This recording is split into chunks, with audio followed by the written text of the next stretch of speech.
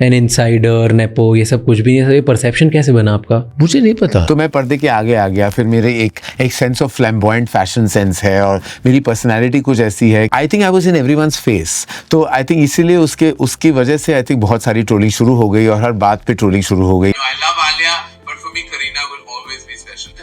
अभी तो एक बेटी है, दूसरी बहन। फैक्ट दैट ही इज, जो दोस्ती है वो लेजेंडरी है सबके साथ मतलब उनका कुछ ना कुछ रिश्ता जरूर है। तो जस्ट इमेजिन कि जिस इंसान की पूरी आइडेंटिटी ही बॉलीवुड रिलेशनशिप्स और नेटवर्किंग पर डिपेंडेंट हो, वही अगर एक दिन बॉलीवुड में मेजॉरिटी लोगों को अनफॉलो कर दे और फिर उसे डिजिटल डिटॉक्स का नाम दे दे, तो क्या वाकई ऑडियंस उसे सच मानेगी, या फिर जैसा मेजॉरिटी लोगों को लग रहा है कि या तो ये कोई अटेंशन सीकिंग ड्रामा था, या फिर करण को रिसेंटली जो उनके डियर नेपो किड्स छोड़ते जा रहे हैं, या फिर कैसे उनके टॉक शो पर इंडस्ट्री के बिग नेम्स ने आने से मना कर दिया है रूमरली। इन सारी चीजों की वजह से करण अभी बॉलीवुड से डिस्टेंस मेंटेन करना चाहते हैं। And to add to this, Karan Johar का एक रीसेंट स्टेटमेंट जहां पर वो करीना और आलिया को पॉइंट आउट करते हुए कह रहे थे कि अब बॉलीवुड ट्रेंड सेट नहीं करता है। तो इस सब पर बात करेंगे, बस उससे पहले आप चैनल को सब्सक्राइब जरूर से कर लेना। अब देखो, social media activity of Bollywood celebrities हमेशा न्यूज का पार्ट रहते ही हैं, फिर चाहे उनके एयरपोर्ट स्पॉटिंग्स हो, जिम स्पॉटिंग्स हो, या किसी का कोई क्रिप्टिक पोस्ट शेयर कर देना हो। और इसके अलावा अगर कोई किसी को अनफॉलो कर दे फिर तो फुल फ्लेज हेडलाइन बन जाती है। ऐसे देखो ना आप, रिसेंट टाइम्स में अगर किसी का किसी से ब्रेकअप हो रहा है या डिवोर्स हो रहा है तो इसकी अनाउंसमेंट बाद में होती है। पहले अगर कोई किसी को अनफॉलो कर देता है तो लोग अज्यूम कर लेते हैं। एंड एग्जैक्टली ऐसी सिचुएशन में अगर बॉलीवुड का एक टॉप डायरेक्टर अपने सोशल मीडिया पर बॉलीवुड के मेजॉरिटी सेलिब्रिटीज जिन्हें वो अपना बहुत क्लोज बताता है उन्हें भी अनफॉलो कर दे, तो क्या इस चीज को मीडिया कवर नहीं करेगी? बिकॉज रिसेंटली करण जौहर के साथ यही सिचुएशन होती है, जहां वो ड्रामेटिकली अपने सोशल मीडिया फॉलोअर्स को रिड्यूस करने की कोशिश करते हैं और जिसे फिर कुछ लोग स्पॉट कर लेते हैं और ये बोला जाने लगता है कि क्या वाकई करण जौहर और बॉलीवुड सेलिब्रिटीज के बीच में कोई रिफ्ट चल रही है। अब जिसके बाद ना कुछ फोटोज वीडियो सर्कुलेट होने लगे कि अभी हाल ही में तो करण जौहर ने अपना बर्थडे सेलिब्रेट किया था और वहाँ पर इंडस्ट्री से बहुत सारे लोग दिखाई दिए थे, be it Ranbir, Alia, Kajol, Janhvi, Shanaya and many more. तो जिसके बाद ये स्पेकुलेशंस होने लगे कि शायद उनके बर्थडे पार्टी में कुछ ऐसा हुआ हो जिस वजह से उन्होंने ये मूव अटेम्प्ट किया था। यहाँ पर ना एक और चीज जो बहुत ही ज्यादा हाईलाइट हुई थी इस केस से, करण जौहर ने को तो अनफॉलो कर दिया है लेकिन प्रियंका चोपड़ा अभी भी उनकी फॉलोइंग में है। और ऑफ कोर्स करण जौहर और प्रियंका चोपड़ा का रिफ्ट तो सबको ही पता है। तो ऐसे में ये चीज और ज्यादा ही फ्यूल अप हो जाती है। लोग पूछने लगते हैं कि क्या करण जौहर का प्रियंका चोपड़ा के साथ कोई प्रोजेक्ट आने वाला है जिसके लिए अभी ये मार्केटिंग टैक्टिक को यूज किया गया है, या फिर करण जौहर ने प्रियंका को इसलिए अनफॉलो नहीं किया क्योंकि अभी वो ग्लोबल सेलिब्रिटी हैं। क्योंकि देखो, प्रियंका चोपड़ा और शाहरुख खान के वो एलिजिड अफेयर के बाद कैसे प्रियंका चोपड़ा को गौरी एंड करण जौहर ने साइडलाइन कर दिया था बॉलीवुड में, इस चीज को लेकर तो बहुत टाइम से बात होती आई है। एंड इवन बॉलीवुड में ये बैन और डर्टी पॉलिटिक्स को लेकर बिना नाम लिए कई बार प्रियंका ने भी इंटरव्यूज में हिंट्स दिए हैं और ओपनली एडमिट किया है कि बॉलीवुड में उनको बहुत ज्यादा कॉर्नर कर दिया गया था। तो ऐसे में कैसे ये चीज ज्यादा बड़ा मुद्दा नहीं बनती। But almost after a day Karan Johar इस चीज को एड्रेस करने का डिसाइड करते हैं। आई मीन करण ने ये स्टोरी शेयर करते हुए कहा कि वो डिजिटल डिटॉक्स कर रहे हैं और इस चीज को क्लिकबेट करने के लिए बस एक नेशनल न्यूज काइंड ऑफ मत बनाओ क्योंकि ये बहुत इररिलेवेंट है। अब देखो, सरफेस लेवल पर आपको लगेगा कि डिजिटल डिटॉक्स भी कोई अनहर्ड कॉन्सेप्ट नहीं है। हर साल लोग सोशल मीडिया क्लीन अप करते हैं और करण जौहर के केस में ये पहले भी हो चुका है। एज इन 2020 के टाइम पर करण ने काफी सारे ट्विटर अकाउंट्स को अनफॉलो कर दिया था, लेकिन हाँ, तब भी उन्होंने शाहरुख खान और अपने काफी क्लोज फ्रेंड्स को नहीं किया था अनफॉलो। तो ऐसे में कुछ लोग कह रहे थे कि अग्रेसिवली इसको हाईलाइट करना वाज नॉट गुड। अब हालांकि देयर वाज मेजॉरिटी पीपल जिनको ऐसा लग रहा था कि ऐसे कौन डिजिटल डिटॉक्स करता है भाई। बिकॉज पहली बात तो जिन सेलिब्रिटीज को आप अनफॉलो कर रहे हो वो अपनी मूवीज के अलावा पोस्ट ही क्या करते हैं। और दूसरा और सबसे बड़ा पॉइंट कि अगर किसी को डिजिटल डिटॉक्स करना ही होता है तो वो या तो अपने अकाउंट को डीएक्टिवेट कर देता है या सोशल मीडिया सारे अकाउंट्स को लॉग आउट कर देता है अपने फोन से, जिससे बार बार उसका ध्यान वहाँ पर ना जाए। लेकिन ये कुछ नया ही डिजिटल डिटॉक्स हो रहा है जिसमें आप कुछ सेलिब्रिटीज को अनफॉलो कर दोगे तो आप ज्यादा डिस्ट्रैक्ट नहीं होगे। तो बाय दिस लोग करण के ये रीजन को इलॉजिकल तो बोल ही रहे थे, साथ साथ वो ये भी हाईलाइट कर रहे थे कि ये कहीं ना कहीं एक अटेंशन सीकिंग एक्टिविटी ज्यादा लग रही है। बिकॉज करण की इमेज ना वो एक ट्रेडिशनल फिल्म मेकर काइंड की कभी नहीं रही बॉलीवुड में, और इनफैक्ट जब भी उनका नाम लिया जाता है ना तो networking, star kid launching, parties, industry circles, coffee with Karan और पावर इक्वेशन ऐसे ही वर्ड्स आपको दिखाई देंगे। तो ऐसे में जब इंसान की पब्लिक इमेज ऐसी चीजों से अटैच होती है और वो कुछ ऐसी एक्टिविटी करता है तो उसके इंटेंट पर तो क्वेश्चन उठता ही उठता है, वो भी ऐसे टाइम पर जब उसके और उसके रिलेशंस विद नेपो किड्स को लेकर and even with big name of Bollywood भी कुछ खासे अच्छे नहीं है ऐसे रूमर्स आ रहे हैं। तो नेचुरली एक सेक्शन ऑफ लोग ये पॉइंट आउट करते ही हैं कि बॉलीवुड की ये फेक फ्रेंडशिप्स कहीं ना कहीं किसी न किसी के थ्रू तो एक्सपोज होती ही रहती हैं। I mean, सोचो जो करण जौहर ने आलिया भट्ट को इतना सपोर्ट किया, नेपोटिज्म के चक्कर में उनकी पूरी की पूरी इमेज ही नेगेटिव हो गई। उन्हीं करण जौहर को आज कैसे नेपो किड्स सपोर्ट नहीं कर रहे, उनकी टैलेंट एजेंसी को छोड़ कर जा रहे हैं, एंड कैसे कॉफी विद करण पर आलिया भट्ट ने अपीयरेंस से मना कर दिया रूमर्डली, ऐसी चीजें भी हाईलाइट हो रही हैं। और यही चीज को रेफर करते हुए ना लोग बोल रहे थे कि शायद करण जौहर अभी फेड अप हो चुके हो बॉलीवुड के ये पूरे फेक ड्रामा से। नाउ मूविंग फॉरवर्ड टू करण जौहर का एक रीसेंट स्टेटमेंट जहां वो ये बताते हैं कि अब बॉलीवुड ट्रेंड्स को सेट नहीं करता। सो होता क्या है कि अभी करण जौहर का ना एक इंटरव्यू रिलीज होता है जहां उनसे ये पूछा जाता है कि कैसे बॉलीवुड से एक मेजॉरिटी लोग इन्फ्लुएंस होते थे, मतलब जैसे कोई भी फिल्म आती थी तो जो भी आउटफिट्स वगैरह उन्होंने कैरी किए हैं वो उस टाइम पर फैशन ट्रेंड बन जाता था। बट अगर आज के टाइम की बात की जाए तो ये चीज काफी कम दिखती है, जिस पर रिप्लाई में करण का कहना था कि हाँ आज के टाइम में ना बॉलीवुड से ट्रेंड नहीं चलते हैं, क्योंकि अब आजकल हर इंसान अपनी इंडिविजुअलिटी को ढूंढता है, उसे नहीं चाहिए कि वो किसी एक्टर को कॉपी करे। सो बाय दिस वो कहीं ना कहीं ये रेफर करने की कोशिश कर रहे थे कि अब वो जो एक सेलिब्रिटी कल्चर था ना कि अरे उस सेलिब्रिटी ने वो पहना था तो आज के टाइम का वो बहुत बड़ा ट्रेंड बन गया, ये चीज अभी खत्म हो चुकी है। अब देखो ये चीज बताते हुए ना उन्होंने दो नाम लिए, ऑफ कोर्स आलिया का नाम तो कांस्टेंट ही है बट करीना का नाम भी उन्होंने यहाँ पर लिया, जिससे मेजॉरिटी लोग अग्री नहीं करते। आई मीन कमेंट सेक्शन में ना लोग ये पॉइंट आउट करते हैं कि करीना का वो पू वाला अटायर या 90s में उसके जो भी आउटफिट्स थे उसे लोग आज तक रिक्रिएट करते हैं, उसने जो भी ट्रेंड सेट किए थे वो तो आज के टाइम पर भी रेलेवेंट हैं। तो ऐसे में आप करीना और आलिया को क्यों कंपेयर कर रहे हो? बिकॉज अकॉर्डिंग टू नेटिजन्स अगर कोई आलिया भट्ट के ड्रेसिंग सेंस को कॉपी नहीं कर रहा है तो इसका ये मतलब नहीं है कि अब बॉलीवुड ट्रेंड सेट नहीं करता है। अब इसके अलावा कुछ लोग तो यहाँ पर ये भी कह रहे थे कि आलिया भट्ट का खुद ही कोई एक कांस्टेंट स्टेटमेंट स्टाइल है ही नहीं, क्योंकि कभी तो उन पर दीपिका को कॉपी करने के एलिगेशंस लगते हैं, कभी करीना को। तो ऐसे में जब वो कोई ट्रेंड ही सेट नहीं करती हैं तो कोई ट्रेंड को फॉलो कैसे करेगा? जी कमिंग बैक टू करण जौहर का ये पूरा डिटॉक्स ड्रामा ना, तो फिर कुछ टाइम बाद लोग ये नोटिस करते हैं कि करण जौहर ने प्रियंका चोपड़ा को भी अनफॉलो कर दिया था। अब पता है लोग ना करण जौहर के पोस्ट पर जाकर लोग उन्हें सुझाव दे रहे थे कि भाई नोटिफिकेशन बंद कर लो, अकाउंट्स को म्यूट कर दो, कुछ लोगों को ज्यादा अग्रेसिवली फॉलो या स्टॉक मत करो, और अगर सेफेस्ट रूट चाहिए तो लॉग आउट कर दो। बाकी आपको क्या लगता है कमेंट बॉक्स में जरूर बताना, and don't forget to like and share the video, subscribe to the channel, and thanks for watching.